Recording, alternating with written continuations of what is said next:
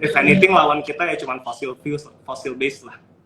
Oke, ya jadi dengan adanya PP pemerintah itu berarti ESP-nya jadi naik. Oke. Oh, tadi juga ada yang nanya lokasinya banyak di Sumatera ya? Yang di Sumatera sekarang kita 2 lokasi, yaitu yang di Pakat yang pertama, terus yang kedua di Air Putih. Project ketiga kita itu di Toraja. Project keempat kita yaitu yang biomass itu di Bangka kan Kepulauan. Terus yang solar PV itu juga di Bangka juga. Or di Hulu itu di Sumatera juga, benar. Tapi again kita actually scatter jadi tempat kita. Nggak semuanya kalau bisa di Sumatera semua, nggak. Kita jadi di Sumatera ada, potensi di Kalimantan juga ada, potensi di Sulawesi juga ada, even di Jawa juga ada gitu. Kenapa kita begitu? Soalnya kalau misalnya tiba-tiba misalnya Sulawesi nggak ada demand growth lagi, sedangkan semua kita punya project pipeline di Sulawesi misalnya, itu jadi project-project kita yang di Sulawesi itu jadi nggak bisa kita bangun, soalnya PLN lihat oh nggak ada demand growth-nya gitu. Jadi dia stop pembelian di Sulawesi, mereka berkonsentrasi tempat lain gitu. Jadi untuk kita, our strategy is kita harus scatter di Sumatera ada, di Kalimantan ada, Sulawesi ada, di Kepulauan ada gitu. Oke, ya menarik sih. Terus ini juga ada yang nanya nih, Pak Wilson untuk project Saluuro, Pakat 2, Kalena, dan update estimasi COD-nya kapan? Thank you katanya. Or di Hulu ya? Ini Saluuro. Ya, jadi 3 project itu diantara banyak project pipeline yang kita ada, 3 project itu yang paling advance lah. Dari segi FS sudah ada, pembebasan lahan udah ada, pinjam pakai kawasan hutan juga udah ada, AMDAL, Environmental Impact Assessment siap. ada. Jadi ini semua udah ada, cuman memang gara-gara terakhir belum ada PPA, gara-gara ya itu regulasi yang kemarin not friendly untuk bisa kita mulai pembicaraan PPA. Tapi sekarang begitu perpres ini udah keluar, sekarang aja ini udah kelihatan nih PLN udah mulai ajak-ajak kita ngomong lagi untuk rencana mau buka untuk di Sulawesi, mau buka untuk di Sumatera, dan mereka expect will be the ones to fill up some of that quota as well gitu. Wow, bagus. Jadi ini sangat, dengan adanya payung hukum tadi malah jadi kepastian ya, istilah ada kepastian harga, kepastian hukum, dan kepastian pekerjaan deh ya semuanya ya. That's right. Terus mengenai projection financial highlight KIN, apa bakal tercapai omset atau revenue-nya di akhir tahun 2023? Akhir tahun 2022 kan? Iya, aku rasa 2022, makanya aku agak bingung sih. Iya. I think at this rate we are well on track, or if not we will exceed that expectation, I think. Bisa kita semua masih on track karena pembangunan kita yang di Hulu itu sesuai dengan schedule-nya gitu loh. Jadi PLT Audi ini akan dibangun diselesaikan dalam waktu 2 tahun. Jadi tahun ini kita mulai pembangunan di April 2022 dan diestimasi selesai di 2024 quarter 1 gitu. Jadi tahun ini pasti akan mencapai 50%. Jadi kalau dia mencapai 50%, otomatis nanti apa yang kita proyeksikan itu semua bisa tercapai. Gitu. On top of that juga electricity production kita tahun ini banyak hujan sih. Jadinya kita, I think we are able to produce a lot more than we expected dari yang kemarin. Jadi memang lokasi itu semua lokasi baru ya, Sumatera, Sulawesi ini adalah 2 pulau yang banyak menggunakan EBT. Kalau di Jawa banyak kan fossil base ya. Di Jawa banyak PLTU yang besar-besar dulu, ya kan. Nah sekarang pemerintah akan early retirement untuk PLTU yang besar. Yang tahun ini mungkin ada 3.000 yang akan di-terminate kontraknya gitu. Yang sudah tua stop operasi. Jadi ini dalam rangka untuk mencapai seperti tadi yang Bu Rita ceritakan bahwa EBT 2025 akan mencapai 23%, ya kan? Yes. Berarti kan 23% artinya dari seluruh pembangkit listrik yang ada itu 23% merupakan EBT gitu. Yes. Nah, 23 dan 77 berarti kan fosil gitu. Nah, sekarang ini cuma hanya 11% gitu. Berarti sampai tahun 2021 ini hanya 11%, artinya hanya 11 yang dari EBT gitu. Sisanya Iya. 89% ya masih Iya. fosil. Jadi Benar. supaya untuk mencapai target itu kan sisa tinggal 3 tahun kita lihat. Iya. 2022. Dia harus kejar. Iya. Apakah bisa kita kejar? Nah, makanya itu sekarang pemerintah sangat kuat support. Jadi pemerintah udah sadar bahwa kalau tidak mencapai itu banyak konsekuensinya gitu. Iya. Dengan apalagi fosilnya sekarang udah mahal-mahal begini. Nah, makanya kita lihat kalau mau bilang PLTU murah tidak, karena mungkin kita lihat bahwa sekarang batu bara itu sudah hampir $300-400 Yes. dari yang $60 kan. Karena kenapa murah? Karena ya sekarang kan ada diproteksi dengan subsidi DNO ya. Jadi pemerintah membeli $70 dari penambang, kayak dari Adoro macam $70 gitu. Tapi kalau dilepas, beli 300 apakah sanggup? Tidak sanggup gitu. Pasti lebih mahal gitu. Iya, benar Kemudian sih. kita lihat PLT gas dulu cuma 3 sen per MMTU. Sekarang udah 9 sen, udah hampir naik 2 kali lipat. Dan dari minyak dulu cuma $60-70, sekarang naik sampai 120. Iya, benar. Nah, Jadi dia harus kejar. pasti nggak sustainable kan gitu. Nggak sustainable. Jadi harus semua beralih ke pelan-pelan ke EBT. Iya. EBT. At the same time juga teknologi solar, teknologi hydro, teknologi EBT lah in general, semuanya jadi makin murah dan generate makin banyak. So you can see the trend of the old regime itu kayak the old Going energy down, regime iya. mulai going down, and then you see the trend of the new energy regime is going up gitu ya. Iya, benar sih. Ya mau nggak mau, like, Betul. Kenapa kita bilang sustainable? Karena kita lihat ya Bu Rita ya. Ini minyak Indonesia ini sekarang kan udah naik importer ya. yes. Ini diperkirakan 10 tahun lagi akan habis. Jadi minyak sama sekali kita udah habis. 100% akan kita impor. Nah, kalau gas mungkin kita masih ada cadangan sampai 19 tahun. Iya. Itu akan habis cadangan kita. Dan batu bara mungkin 40 tahun lagi juga udah habis. So, Jadi- makanya kamu harus kita beralih ke EBT saat ini juga harus mulai gitu. Jadi pemerintah lain udah sadar. Maka sekarang EBT dikejar dan didukung penuh Iya. gitu. Iya. Nah, terus ini ada pertanyaan yang sebenarnya cukup menarik juga nih. Kan kalau kontrak dengan PLN kan ikatannya termnya 30 tahun. Apakah akan ada renewal harga dalam waktu-waktu tertentu, misal ditinjau secara periodik? Jadi tergantung ya sama pembangkit kita. Misalnya kayak kita ada pembangkit yang BOOT 30 tahun. Itu berarti kita bangun, kita operate, dan kita jual listrik sama 30 tahun.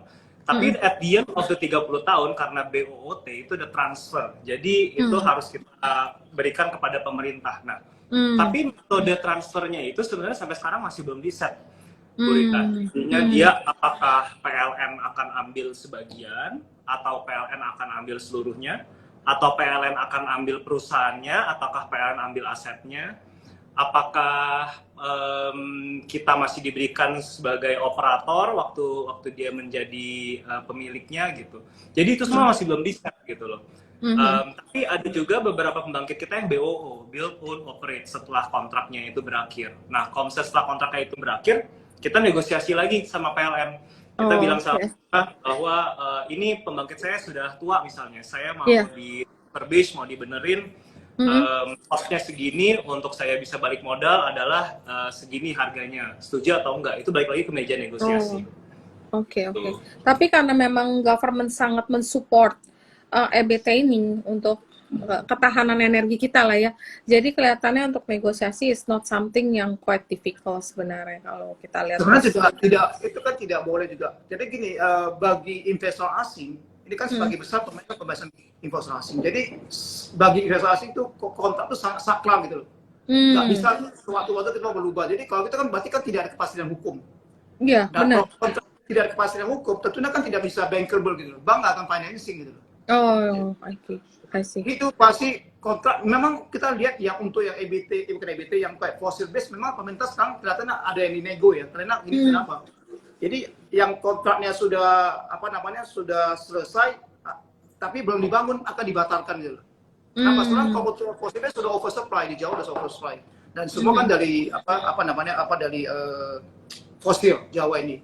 Kemudian yang sudah selesai mungkin juga akan ditunda, dan yang sudah umum panjang dibentikan. Nah ini sekarang kan beda ya dengan EBT ya. Kalau EBT kan pasti akan support penuh gitu. Jadi nggak bisa semena-mena kontrak sudah ini nanti kita negosiasi harga ya, nggak bisa gitu. Nggak bisa karena itu Oke. makanya dalam PPA ini dia ada undang-undang EBT. Pemerintah harus membeli EBT gitu. Benar-benar. Jadi Oke. bagi satu, kedua harus ada kepastian hukum bagi investor. Kalau nggak, siapa yang mau masuk kalau Iya. tidak kepastian? Iya Ya sih. kan? Karena Itu dari awal sangat semua bagus sih. betul, semua udah disusun di depan kan, IRR-nya berapa, PPR berapa, kalau berubah kan berubah semua gitu. Iya, benar. Oke, terus nih ada yang nanya nih, KIN itu bisa sampai berapa dan targetnya berapa? Nah, hari ini ada salah satu sekuritas asing, RHB, yang memberikan atau mengeluarkan riset report tanggal 21 September memberikan rating buy untuk KIN dengan target 1380. Kalau ini secara fundamental, teman-teman kalau mau nanya target price, kita berdasarkan riset report yang sudah dipublish oleh salah satu sekuritas asing, yaitu RHB dengan target 1380. Kalau target technical, kemarin aku udah pernah share secara technical karena harga KIN sudah break di harga 770 dan harga sahamnya overall masih uptrend, berarti secara technical KIN masih masuk rekomendasi buy secara technical dari IIE yang di kemarin kita webinar kita udah mention juga dengan target secara technical di 920 dan 1000 target keduanya. Ini adalah fundamental dan technical ya targetnya. Oke, nih ada beberapa, sebenarnya banyak sekali nih antusias dari teman-teman nih. Apalagi, oh ya, tunggu, ini ada yang di sini juga. Apa? KIN kan sangat bergantung sama debit air. Oh, sangat bergantung dengan debit air. Bagaimana cara KIN menjaga kelestarian lingkungan dari hulu ke hilir demi menjaga kelangsungan ekosistem air. Oke. Jadi kalau untuk pembangkit kita selama ini kita operate itu kan jadi pembangkit itu kan ada tiga elemen ya. Satu bendung, satu adalah waterway, satunya lagi adalah powerhouse. Tapi yang untuk environment atau lingkungannya itu yang kita bisa jaga adalah dari tipe bendung dan juga dari waterway-nya. Kalau dari tipe bendung itu sendiri ada dua, ada yang namanya dam. Kalau dam itu didesain untuk menjaga airnya supaya di belakang dam itu, jadi atasnya itu selalu kering. Jadi yang di belakangnya itu bikin damnya tinggi, di belakang tenggelam, gitu loh. Itu tuh tipe dam. Nah, satu lagi yang tipe weir itu adalah yang kita pakai selama ini semuanya. Itu adalah tipenya supaya air terus-terusan tetap jalan dan masih ada existing sungai yang dari dulu sebelum kita bangun dam itu juga masih ada gitu loh. Jadi kita nggak bikin sungai itu kering gitu, sama sekali enggak. Lalu ada untuk waterway, kita ada juga ada berapa tipe? Ada 3. Satu adalah open channel, yaitu kita bikin sungai. Kedua adalah pipa, kita taruh pipa di atas tanah, lalu airnya masuk lewat pipa itu. Lalu yang ketiga adalah terowongan, kita bikin terowongan di bawah tanah. Yang paling environmental friendly itu adalah yang terowongan, soalnya yang di atasnya itu nggak usah kita babat gitu. Kalau misalnya kita bikin sungai buatan itu pasti rentan pada tanah longsor atau erosi. Lalu itu kita paling nggak mau deh sebagai pelaku hidro, itu kita paling takut, soalnya kita make money dari hujan. Begitu erosi, sungai itu ketutup, ketimbun, akhirnya nggak ada air masuk ke dalam mesin kita, ya akhirnya kita juga yang kena gitu loh. Tadinya mau untung malah buntung gitu kan. Terus pipa itu somewhere in the middle, jadi airnya itu tuh masih aman lewat pipa, tapi di atasnya itu tuh masih kita dasar lahan, masih potong pohon dan sebagainya. Terowongan itu paling mahal, tapi itu juga paling gitu. Atasnya kita nggak kupas, paling aman ya. Airnya semuanya tetap masuk lewat dari bawah tanah gitu. Jadi at the end of the day, kita when presented with that dilemma, tentunya cost also comes into picture, but environment also comes into picture for us. Jadi makanya pembangkit kita sampai saat ini sekarang semuanya masih pakai terowongan gitu. Sedikit clarification. Jadi tadi yang pertanyaan itu sebenarnya good question ya. Jadi itu pertanyaan bagus. Jadi seperti kita ketahui bahwa kita di bangunan di Sumatera, di Sulawesi itu di mana di situ hutannya masih terlindungi ya, masih terjaga. Jadi daerah tangkapan air yang kita bilang catchment area itu masih luas sekali gitu loh. itu kayak hutan itu pasti itu sangat penting karena itu merupakan daerah resapan air. Iya, Jadi pas hujan benar. dia nampung. Di pasar nanti kalau musim kering dia tetap ada air dan situ tetap mengalir gitu loh. Kalau Mhm. hutannya rusak atau kita namakan catchment area atau daerah tangkapan air gitu. Jadi Mhm. kita bangun kita harus survei berapa luas di situ gitu. Semacam Oh, oke. reservoir. Jadi kalau tidak ada Oke. misalnya di Jawa semua udah bukan Mhm. hutan lagi. Begitu hujan airnya langsung mengalir langsung hilang. Tapi kalau begitu kering nggak ada air gitu. Jadi nggak ada resapan air. Iya. Tapi kalau kita di Oke. Sumatera, di Sulawesi kita sudah survei itu dan rata-rata daerah kita itu semua daerah masih hutan gitu. Hmm. Jadi hutan Oke. ada hutan Indo, ada hutan produksi, ada hutan masih semua sangat Macam-macam. legit. Ya, jadi kalau Hmm. kita bangun PRTA di Jawa agak sedikit riskan tadi itu loh. Jadi itu loh. Hmm. Jadi Ngerti, ngerti. sedimentasi terus kering kemudian bisa kering tuh nggak ada airnya gitu. Mhm. Jadi Intinya semakin jauh kita semakin suka, Bu. Oh, oke, oke. Terus nih ada yang nanya nih, sebenarnya aku nggak yakin sih. Katakin ada rencana right issue nggak? Katanya harusnya kayaknya enggak ya. Memang pada Ada saat ini rencana? kita belum ada rencana red issue. Iya belum ada. Soalnya nggak ada keperluan untuk itu. Oke, Iya. oke. Ini tanpa terasa karena ini something yang memang sangat menarik karena memang adanya PP tadi sama aku lihat dari roadmap-nya Kementerian ESDM tadi ya. Makanya kita ngobrol nih sampai panjang banget. Nah, mungkin ternyata tanpa kita sadarin udah sampai jam 8 lewat 5 nih. Nah, buat teman-teman mungkin udah cukup banyak belajar di sini. Nanti mungkin someday kita akan invite juga untuk webinar di mana nanti bisa lihat lebih detail mengenai terowongan yang diomongin Wilson. Biasanya akan di-share di sana. Nah, Wilson mungkin karena nih udah jam 8 lewat, mungkin Wilson ada kata penutup nih buat teman-teman, ada closing statement. Ya, pertama-tama thank you Bu Rita, thank you semua teman-teman udah join kita hari ini, kita ngobrol bareng. Happy banget, tentunya kita mau kasih edukasi lah ke teman-teman semua mengenai EBT. Benar, Soalnya kita ngerti nggak banyak information out there about EBT, apalagi EBT di Indonesia benar, ya. benar. Yang kita dengar itu ya maybe right, maybe wrong, cuman kita kasih perspektif kita dari segi emiten yang Yes. bidang ini. Tentunya kita very enthusiastic sama EBT di masa depan di Indonesia, apalagi transition energy sekarang udah meninggalkan yang kotor menuju yang lebih bersih. Jadi kita jangan lagi kalau kita kemarin lihat investasi mau saham yang mana, saya mau coba bujuk Bapak Ibu segala semua supaya kita investasi bukan hanya untuk cuan tapi juga untuk environment and untuk legacy ya. Kalau enggak untuk apa kita cuan-cuan terus tapi habis itu kita merusak lingkungan gitu kan. Ntar kita punya anak malah yang take the responsibility of what we did gitu loh.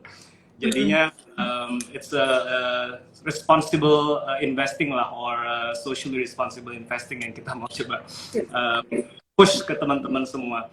Tentunya di sini kita juga banyak ke depan kita banyak project-project baru. Kita di sini harap doa restu teman-teman semua supaya kita bisa maju bersama untuk masa depan yang lebih baik lah untuk bukan hanya Indonesia tapi juga untuk dunia.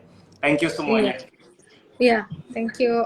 Ya dimana kan teman-teman tadi juga udah tahu kan bahwa dari government ini sangat mensupport sektor ini. Jadi untuk kedepannya mungkin untuk long term menurut aku ini masih banyak sekali potensinya.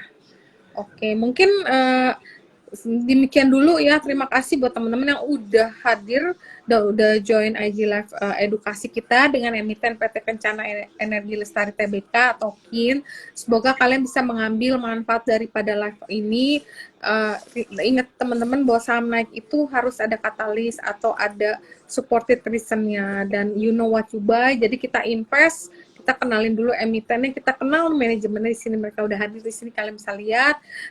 Mungkin kita nanti lain kali kita akan belajar lebih detail lagi, mungkin yang tadi aku bilang via webinar. Mungkin itu dulu ya. Mungkin kita akan ketemu di sesi yang lain. Pak Giat, mungkin ada tambahan? Ya boleh. Jadi mungkin teman-teman investor di sini kita bisa ikut kontribusi dalam fight climate change gitu kan. Jadi sekarang kita lihat bahwa ini kan semua ya di Eropa kepanasan, di Pakistan kebanjiran, Korea kebanjiran, di China kekeringan. Iya. Jadi semua efek daripada global warming ya atau climate change. Yes. Jadi kita sebagai kin, misi kita juga ikut dalam kontribusi terhadap dunia dalam menjaga planet kita ini, save the planet. Kita berkontribusi. Jadi kalau teman-teman di sini ikut beli satu lot aja juga berarti kan mengkontribusi daripada climate change. Iya. Jadi we are the global social responsible citizen. Itu sebenarnya visi misi kita gitu loh. Jadi, seperti yang saya ngomong, investing in profit, but sekaligus investing in society and investing in environment. Gitu. Oke. Ya, terima Ya, kasih. Oke, mungkin sebagai penutup dari saya buat teman-teman, kemarin kita juga ada baca di salah satu reportnya broker bahwa rata-rata industri sekitar 2,2 PBV dan kini ini mungkin hari ini sekitar 1,3 kali ya. Jadi kalau misalnya pemain industri regional PBV-nya masih 2,2 dan ini masih 1,3, kalian bisa berhitung sendiri kira-kira potensinya masih sangat menarik kalau dilihat dari perkembangan. Mungkin kalau lihat dari yang lain masih paling murah ya untuk saat ini. Tapi memang semua ini kita tujuan live-nya untuk mengedukasi, jadi kalian ngitung sendiri resikonya semua kita udah paparin, chances maksudnya potensi daripada kin sendiri dan secara fundamental, technical itu ada risk dan rewardnya. Mungkin gitu dulu ya Wilson dan Pak Giat. Makasih banyak nih, banyak belajar.